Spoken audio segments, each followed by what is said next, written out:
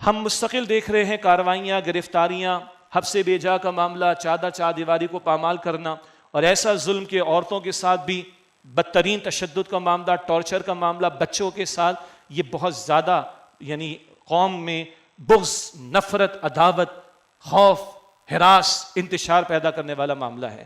ہمارا نیک نیتی کے ساتھ مشورہ ہے حکمرانوں کو، ذمہ داروں کو، ریاستی اداروں کو کسی قسم کا بھی حکومتی یا ماورائے حکومت جبر نہ ہو، غیر قانونی طور پر حراستیں اور گرفتاریاں اور خواتین کی بے حرمتی کا معاملہ، ایون بچوں کے ساتھ زیادتیوں کے معاملے، ٹارچر کے معاملات، چادر و چار دیواری کے تقدس کو پامال کرنے کے بعد کسی بھی شہری پر فرضی مقدمات کو درج کرنا اور اٹھا لیا جانا، غائب کر دیا جانا، اسی طریقے پر اس طرح کی حرکتیں جو ہیں وہ ملک کے لیے انتشار، آپس میں عوام میں نفرتوں کو بڑھانے کا باعث بنیں۔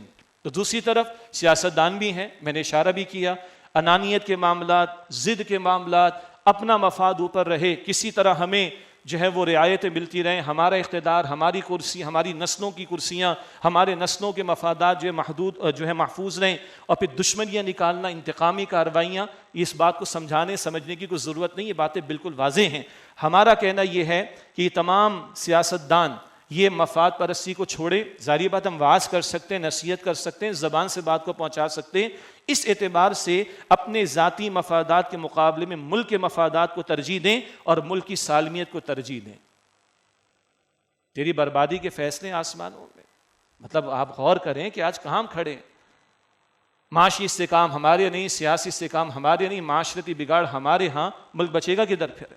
تو یہ تمام ریاستی اداروں کے اعتبار سے بھی پہلی بات، اور یہ سیاست دانوں کے اعتبار سے بھی پہلی بات۔ دوسری بات، ہر ادارہ چاہے وہ حکومت ہو، پارلیمان ہو، پولیس ہو، عدلیہ ہو، سول یا ملٹری بیوروکریسی ہو، یہ تمام ادارے ملک کا ایک آئین ہے، اور ہر ادارے کی قانونی اعتبار سے کچھ حدود ہیں، وہ اپنی حدود میں رہ کر اپنا کردار ادا کرے، ہر ایک اپنی حدود میں رہ کر کردار ادا کرے اپنی لیٹر اور اسپرٹ کے ساتھ۔ پھر ہر ادارے میں احتساب کے نعرے تو بہت بلند ہوئے، گزشتہ حکمرانوں نے بھی اور ماضی میں بھی باتیں بڑی بلند ہوئیں، مگر کچھ ہوتا ہوا نظر نہیں آیا۔ ان ریاستی اداروں میں بھی تو کرپشن ہے، ان ریاستی اداروں میں بھی تو لوٹ مار ہے، اس اعتبار سے ان ریاستی اداروں کا اپنا انٹرنل میکینزم ہونا چاہیے، سیلف اکاؤنٹیبلٹی کا، احتساب کا۔ اگر کرپشن ان اداروں میں ہے، کون سا ادارہ پاک ہے مجھے بتائیے؟ تو ملک کی سالمیت اور ملک کے مفاد کا تقاضا یہ ہے، اور آپ کا کلیئر ہونا اور آپ کی کریڈیبلٹی کا تقاضا یہ ہے، اپنے افراد کی کرپشن کو قانون کے دائرے میں لائیں، اپنے ہاں سیلف اکاؤنٹیبلٹی کا سلسلہ قائم کریں، تاکہ عوام کا اعتماد بحال ہو۔ عوام پر ٹیکسز لگائے جائیں، پیٹرول کا ہم نے کم نہیں کیا ریٹ، کیوں؟ جناب بجٹ کا خسارہ پورا کرنا ہے، تو جو لوٹی ہوئی دولت ہے اس کو تو لانے کی بات کرو بھائی۔ جن مقتدر طبقات اور ادارے کے پرکس اور بینیفٹس ہیں اور ان کے مفادات ہیں، وہ بھی تو کنٹریبیوٹ کرے۔ عوام کتنا کنٹریبیوٹ کرے گی؟ تو عوام تو مر رہی ہے بیچاری۔ تو کرپشن کا خاتمہ ان اداروں کے اندر سے، احتساب کا معاملہ ان اداروں میں سے، اور جتنا عوام سے مطالبہ تقاضا ہے کہ جناب مشکل حالات عوام بیئر کرے، اتنا ہی مقتدر طبقات اور ان اداروں کے افراد کی جو مراعات ہیں وہاں سے بھی کٹ لگنا چاہیے اور وہاں سے بھی کنٹریبیوٹ ہونا چاہیے نیشنل ایکسچیکر کے اندر۔ تیسری بات، یہ پاکستان یہ مملکت خداداد ہے، بارہا ہم نے ذکر کیا، برسوں سے باتیں ہو رہی، اور ہمارا یقین ہے کہ اللہ تعالیٰ کا انعام ہے، اور اللہ تعالیٰ نے اس مملکت خداداد سے، ہم نے تو کسر کوئی نہیں چھوڑی، مگر اللہ نے غیبی اشارے دی اور ہمیں قائم کر کے دیا یہ ملک، کہ اللہ تعالیٰ اس مملکت خداداد سے مستقبل میں کوئی کام لینا چاہتا ہے۔ تو نبی اکرم صلی اللہ علیہ وسلم کی واضح احادیث ہیں مستقبل کے تعلق سے کہ کل روئے ارضی پر اللہ تعالیٰ کا دین غالب ہوگا، جناب مہدی کی آمد بھی ہے، حضرت عیسیٰ علیہ السلام کا نزول بھی ہے، البتہ جناب مہدی کی نصرت کے لیے مشرق کے علاقوں سے فوجوں نے جانا ہے، احادیث مبارکہ واضح ہیں، اور وہ مشرق حضور کے دور کا وہ ہے جہاں میں اور آپ رہتے ہیں، اس کے قریب کا افغانستان بھی شامل ہے۔ تو یہاں کوئی پہلے اسٹیبلش ہوا ہوگا، یہاں کوئی قوت موجود ہوگی، تو جناب مہدی کی نصرت کے لیے یہاں سے افواج جائیں گی۔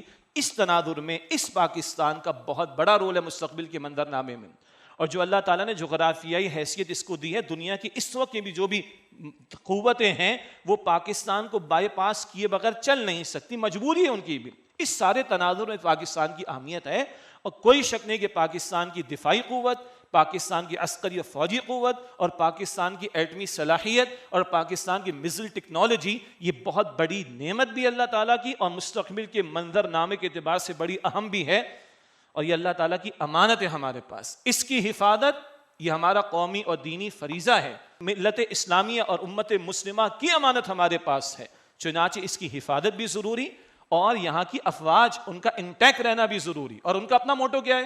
ہم تو جاتے رہتے ریاستی اداروں کے بعض اداروں میں، نیوی میں، پاکستان ایئر فورس میں، یہی موٹو وہاں پر لکھا ہوتا ہے، تقوی، ایمان، جہاد فی سبیل اللہ۔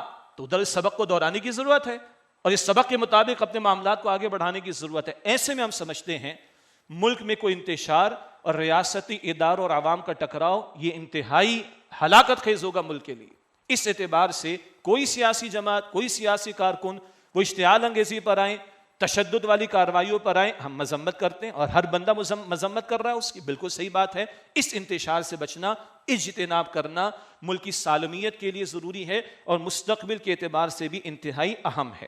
چوتھی بات، اس مملکت خداداد میں کسی بھی نوعیت کی آمریت، خواہ وہ سویلین ہو یا ملٹری والوں کی ہو، غیر اعلانیہ مارشل لا ہو یا کسی نوعیت کی آمریت ہو، یہ بالکل مناسب نہیں، بلکہ یہ زہر قاتل ہے ملک کے لیے۔ اسلام کے نام پر ملک بنا اور ایک درجے میں جمہوری عمل کے ذریعے سے وجود میں آیا، تو ہم بھی سمجھتے ہیں کہ اس پاکستان کی سالمیت کے لیے ضروری ہے کہ جمہوری عمل جاری رہے۔ اس میں فلا ہے، خلا ہے، ہماری میچورٹی بھی ہے، مگر آمریت کے مقابلے میں یہ جمہوری عمل چلے، ہم سمجھتے ہیں یہ ضروری ہے۔ اور آئین و قانون کے مطابق انتخابات ہونے چاہیے۔ یہ الگ بات ہے کہ اب جو الفاظ استعمال ہوتے ہیں، میں بھی کروں گا بھی اور کر رہا ہوں، وہ الفاظ بھی مذاق بن کر ہمارا اعتماد ختم ہو گیا۔ شفاف انتخابات ہونے چاہیے، غیر جانبدارانہ انتخابات ہونے۔ آپ بھی مسکرا رہے ہیں نا، اللہ آپ کو مسکراتا رکھے۔ یہ آج ہماری میچورٹی بھی ہے اور ہماری کیفیت ستیاناس ہو جانے والی ہے کہ اب یہ الفاظ بھی مذاق بن چکے ہیں، لیکن بہرحال کسی نوع کی آمریت کے مقابلے میں جمہوری طرز عمل چلے، یہ فوری نوعیت کے معاملات کے اعتبار سے ہم سمجھتے ہیں کہ وہ ضروری، اور آئین و قانون کے مطابق انتخابات کا انعقاد ہونا چاہیے۔ اور ہم اب بھی سمجھتے ہیں کہ حکمرانوں کو اور اپوزیشن کو مل کر مفاہمت کا راستہ اختیار کرنا چاہیے اور انتخابات کرا دیے جائیں، اس پر اتفاق ہونا چاہیے تاکہ عوام کی گھٹن دور ہو، عوام کی بھی کوئی رائے کو اہمیت دی جائے، اور اس اعتبار سے عوام میں جو ایک اضطراب ہے، ایک ہیجانی کیفیت ہے، اور ملک کی ایک کشیدہ حالات ہیں، ہم سمجھتے ہیں کہ اس کے نتیجے میں حالات کو سنبھالنا ہمارے لیے ممکن ہو سکے گا۔ پانچویں بات، حکومت جانبدارانہ طور پر قانون سازیاں نہ کرے۔ ہم نے دیکھا جناب 50 کروڑ کی اگر کرپشن ہے تو نیب کے ریڈار میں آئے گی، اس سے کم پر نہیں آئے گی۔ پہلے بھی یہ بات میں نے کہی تھی۔ کیا چاہ رہے ہیں آخر؟ کوئی ریبیٹ، کوئی ڈسکاؤنٹ، کتنا بنا لیں گے؟ یہ شاید 2 جمعے پہلے یہاں پر بات کی تھی، کتنا لے جائیں گے قبر میں اپنے ساتھ؟ تو اس اعتبار سے بھی اور مزید بنا، حکومت جانبدارانہ قانون سازی کرنے کی بجائے مذاکرات کے ذریعے انتخابات پر اتفاق رائے پیدا کرے۔ حکمرانوں کی بھی ذمہ داری، یہ ہم نصیحت کے طور پر، واعظ کے طور پر ریکمنڈیشن دے رہے ہیں، مشورہ دے رہے ہیں، اپوزیشن ہو یا حکمراں، دونوں غیر ملکی مفادات کو تحفظ دینے کی بجائے ملکی سالمیت اور مفاد میں فیصلے کریں۔ ہمارے تو جنرل حمید گل نے کہا تھا کہ ہمارے آرمی چیف صاحب بھی جو ہیں، جب تک باہر کا اوکے نہ ملے تو اپروول نہیں ہوتی، ایگزیکیوشن نہیں ہوتی، باقی کسی کی کیا بات کریں۔ تو خدا کے بندوں، ملک کی مفاد کی سوچو، اپنے مفاد کی اور اپنے بیرونی آقاؤں کو خوش کرنے کی نہ سوچو۔ پچھلوں کے انجام سے بھی عبرت حاصل کر لی جائے، اور قبروں کو دیکھ لو کہ اپنے ساتھ کیا لے کر ہم نے جانا ہے۔ تو غیر ملکی مفادات کو تحفظ دینے کے بجائے ملکی سالمیت و مفاد کے حوالے سے فیصلے کریں۔ اسی طرح جیسے ہم نے اداروں کی بات کی، سیاسی جماعت بھی اپنے اندر موجود ایسے عناصر جو کرپشن میں مبتلا ہیں، ملکی مفاد کے مخالف سرگرمیوں میں مبتلا ہیں اور بیرونی ایجنڈے پر قائم ہیں، ان سے اعلان برات کریں۔ اب یہ جملہ بہت اچھا ہے جو میں آپ کے سامنے رکھ رہا ہوں۔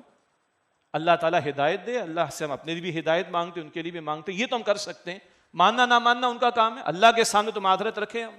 تو اپنے اندر کے کرپٹڈ لوگ، کرپشن میں مبتلا لوگ، اسی طرح ملکی مفاد کے خلاف سرگرمیوں میں مبتلا لوگ اور بیرونی ایجنڈوں پر کاربن قسم کے لوگوں سے اعلان برات کریں، اور اس بات کا عہد کریں کہ عالمی قوتوں کے ساتھ پاکستان کا کردار غیر جانبدارانہ ہو اور کسی پراکسی وار کا ہم حصہ نہ بنے جو ہم بنتے چلے آئے ہیں۔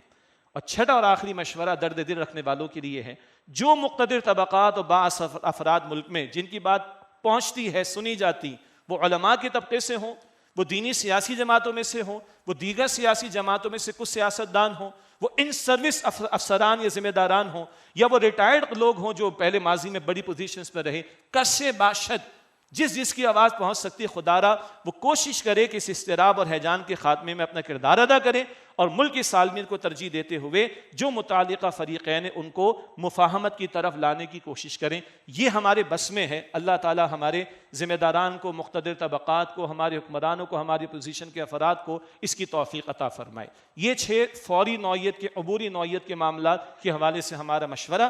4 باتیں اصولی جو مستقل آتی رہی ہیں، اور وہ کیا ہے؟ اصل مسئلہ پاکستان کا کیا ہے؟ آپ غور کریں گے، مستقل یہ بات ہم دہرا رہے ہیں اس لیے کہ حالات انتہائی دیگرگوں ہیں۔ اصل مسئلہ کیا ہے؟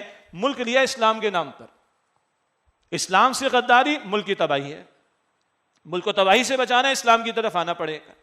نظریہ سوویت یونین کا مضبوط نہ رہا تو سوویت یونین کی ایٹمی صلاحیت اس کو ٹوٹنے سے بچا نہیں سکی۔